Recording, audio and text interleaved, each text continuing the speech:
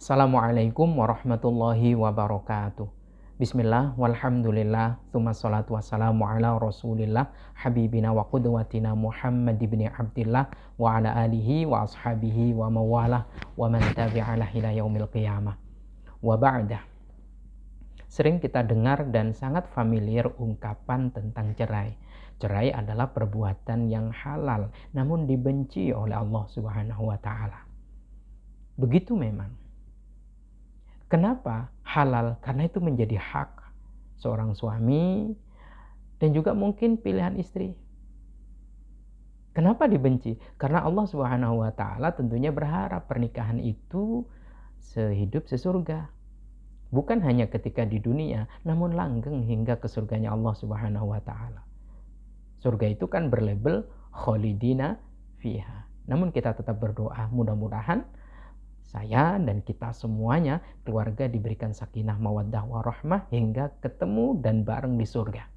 Allahumma amin. Nah, pertanyaan yang akan saya berikan jawabannya kali ini adalah apa saja sih kewajiban seorang suami yang telah menceraikan istrinya?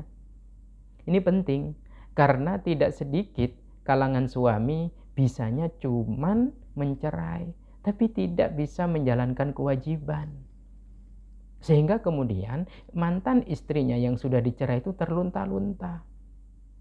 Mantan istrinya itu sulit untuk menghidupi dirinya. Lebih-lebih kalau punya anak.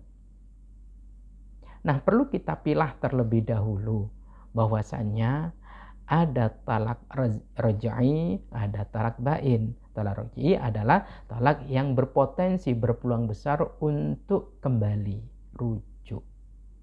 Nah, penting untuk kita ketahui, saya ingatkan bagi kalangan kaum laki-laki, jadilah laki-laki sejati yang memberi perhatian saat masih sah menjadi istrinya dan tetap juga memberikan perhatian tatkala masa iddah yang dilakukan oleh istrinya. Karena masa iddah itu dia tidak boleh keluar dari rumah. Dia tidak boleh bersolek. Dia juga tidak boleh welcome ketika ada laki-laki baik yang akan menikahinya, yang melamarnya. Oleh karenanya, Allah Subhanahu wa Ta'ala melalui Rasul Shallallahu Alaihi Wasallam memberikan ketetapan-ketetapannya. Apa saja kewajiban suami yang menceraikan istrinya. Kita rujuk dalam satu kitab Al-Ghayah wa Taqrib, disebutkan bismillahirrahmanirrahim, wa yajibu lil mu'taddati. Kewajiban bagi seorang suami, manfaatnya untuk seorang istri yang sedang iddah ar-raj'iyati, iddahnya itu iddah raj'iyah, yaitu iddah yang berpotensi berpeluang besar suaminya untuk merujuk. Itu apa? Yang pertama as-sukna, tempat tinggal. Rumahnya itu suruh nempati, suami keluar dari rumah itu, dari rumah yang ditempati. Atau rumah itu ditempati suaminya, namun istrinya dijadikan kontrakan yang layak. As-sukna itu adalah tempat tinggal yang layak. Saya kira bukan kos-kosannya.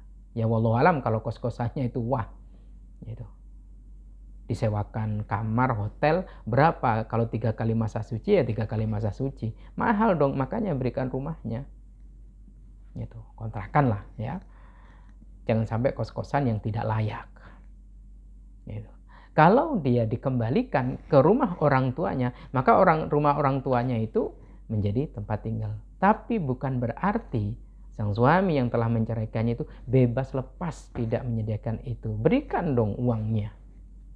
Yang harusnya seumpama dikontrakkan itu 1,5 juta, kasihkan kepadanya. Agar supaya tetap halal perceraiannya. Jangan sampai haram karena mendoliminya. Apa dolimnya? Tidak menyediakan tempat tinggal. Yang kedua, wanita yang melakukan iddah raj'iyah ini, atau wanita yang dicerai satu yang berpotensi untuk dirujuk kembali adalah wanafaqah, nafkah.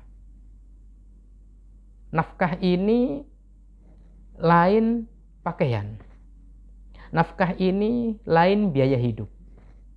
Karena di dalam kitab Fathul Qorib setidaknya ada 4, bukan 2. 1, tempat tinggal yang layak. Yang kedua, nafkah. Yang ketiga, pakaian. Ya, setidaknya semasa iddah itu diberikan pakaian baru lah. Kalau memang di Indonesia pakaian baru, daster dan juga pakaian yang biasanya untuk pergi kondangan, pengajian dan keluar rumah, tentu pasca nanti masa iddah selesai. Dan termasuk biaya hidup.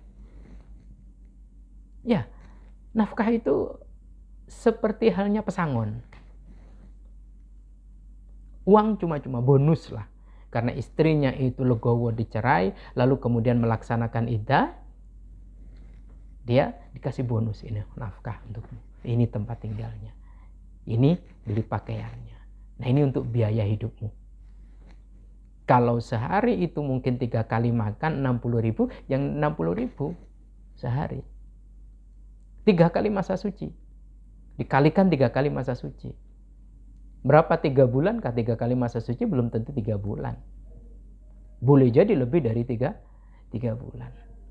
Jadi, laki-laki yang menceraikan istrinya itu tidak membiarkan istrinya gelondong begitu saja pergi tanpa tempat tinggal. Ya Allah, zalim. Laki-laki macam itu zalim. Naudzubillah min dzalik. Zalim kepada istrinya, mantan istrinya, zalim kepada mertuanya. Jangan menjadi laki-laki seperti itu. Jadi laki-laki sejati, bertanggung jawab penuh dan benar-benar memegang syariat Allah Subhanahu wa taala. Semoga Allah Subhanahu wa taala meridhai kita semua, dan mudah-mudahan sekali lagi perceraian itu tidak terjadi bagi kita. Kalau terjadi, tetap jaga adab dan jalankan kewajibannya. Suami berkewajiban menyediakan setidaknya 4 hal tadi, istri berkewajiban menjalankan masa iddah, yaitu 3 kali masa suci. Semoga bermanfaat. Wallahu a'lam bishawab. Assalamualaikum warahmatullahi wabarakatuh.